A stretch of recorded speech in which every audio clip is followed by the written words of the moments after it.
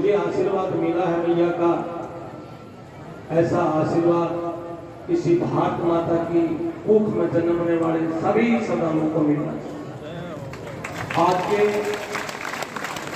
श्री बाबूजी महाराज के इस जन्म अवसर पे सबसे अपने दो शब्द बोलूंगा, क्योंकि मैं तो हमेशा बोलता ही रहता हूँ, लेकिन 12 महीना में एक बार सामूहिक प्रोग्राम होता है, उसमें किसी पार्टी विशेष का प्रोग्राम नहीं होता।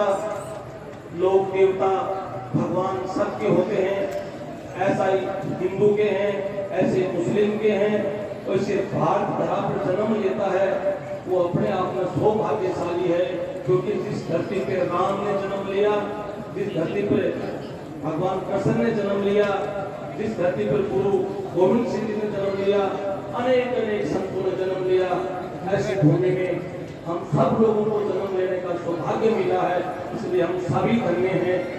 आज के श्री बाबूजी महाराज के पावन जन्म अवसर पे आप लोग पधारे हैं और अपना बहुमूल्य समय देकर के हमारे थान मठुई के महंत निर्मल नाथ जी महाराज, आपका आशीर्वाद हमें हमेशा मिलता रहा है।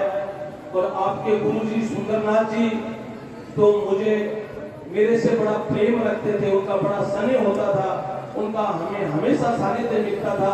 कोई परंपरा महाराज निभा रहे हो, आपको कोटि कोटि प्रणाम।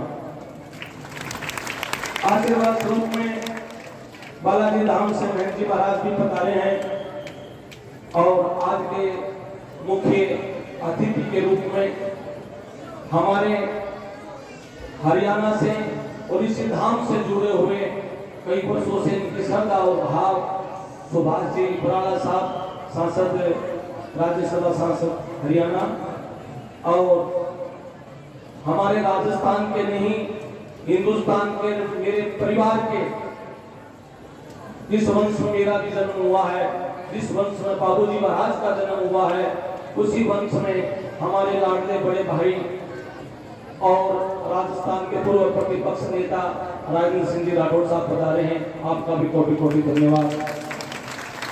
समय पर हमें हमेशा प्रेम भरा भाव देने वाली मेरी लाडली बहन कृष्णा जी पुनिया,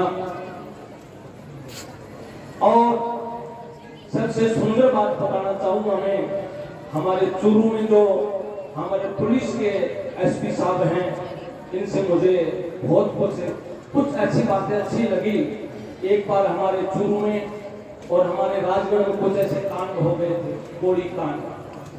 किसी मुस्लिम समुदाय के होटल पर गोलियां चली, किसी बहुत बड़े गिरोह ने धमकी दी। एसपी साहब से मेरी बात हुई, एसपी साहब हंस करके बोलो कि आपने कहा कि महंत जी चिंता की आवश्यकता नहीं, भगवती की कृपा से मैं कृष्ण भगवान के वंश में पैदा हुआ हूँ, आपको 10 दिन के अंदर अंदर उन महापद्मासों को तोड़ करके आप कोर्ट के सामने पेश कर दूंगा। आपका सब बहुत बहुत धन्यवाद।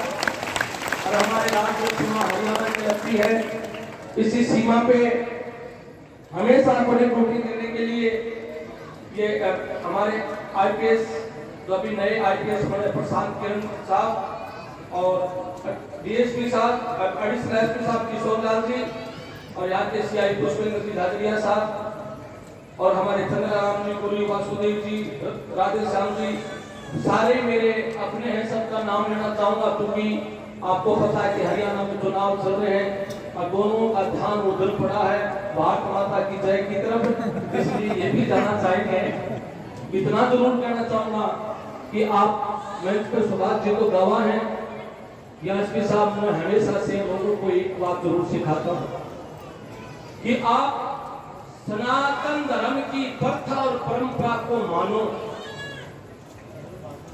क्योंकि सनातन धर्म एक विज्ञान है, हमारे वेद एक विज्ञान है। ये किसी आडंबर का बढ़ावा नहीं देते, किसी पाखंड का बढ़ावा नहीं देते। भगवान राम ने भिलड़ी के कोर खाए थे तो निषाद निष्फल साध पार्थियों के भी पार्थी, भगवान राम ने निषाद को अपने पास बैठा करके भोजन किया।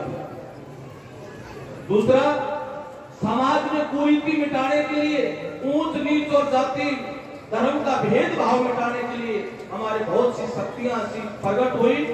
उसमें हमारे 5 लोक देवता पैदा हुए थे राजस्थान के अंदर, बापू जी, हरपू जी, गोगा जी, तेजा जी, रामदेव जी, मेवाती जी।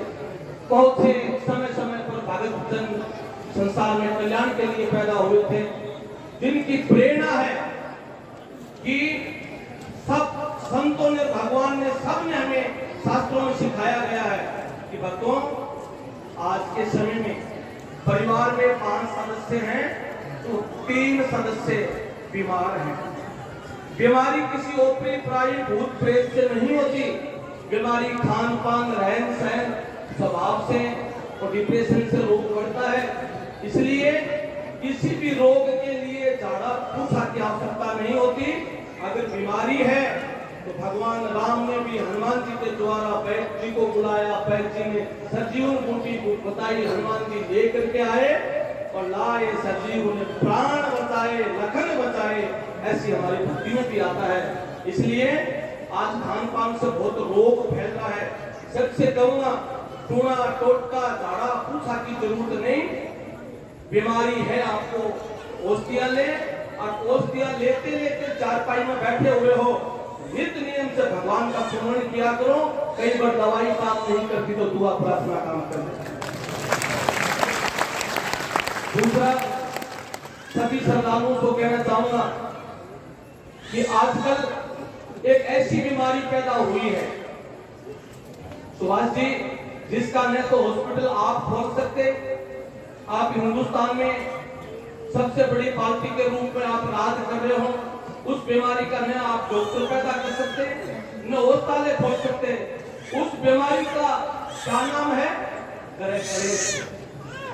और ग्रह कलेश एक ऐसी बीमारी है, वो दवाइयों से ठीक नहीं होती और सामाजिक ताना बाना से वो समस्या का निवारण हो सकता है।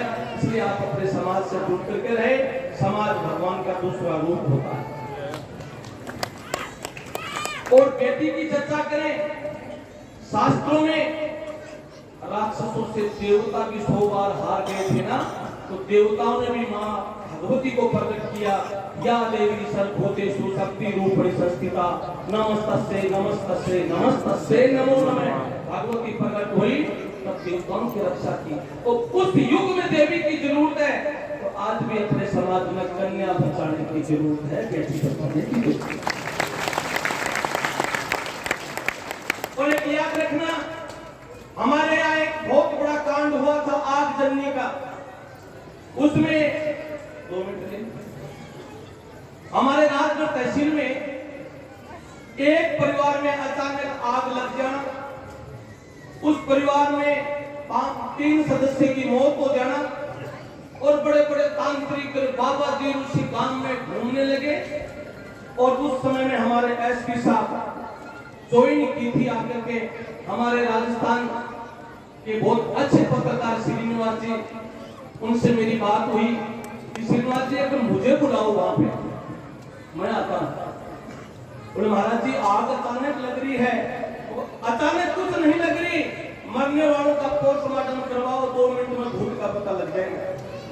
पता नहीं कैसे शक्ति मिली एसपी साहब को, छोटे छोटे बच्चों को मार करके और जमीन में दफना दिया गया था। एसपी साहब को भगवान ने ऐसी शक्ति दी।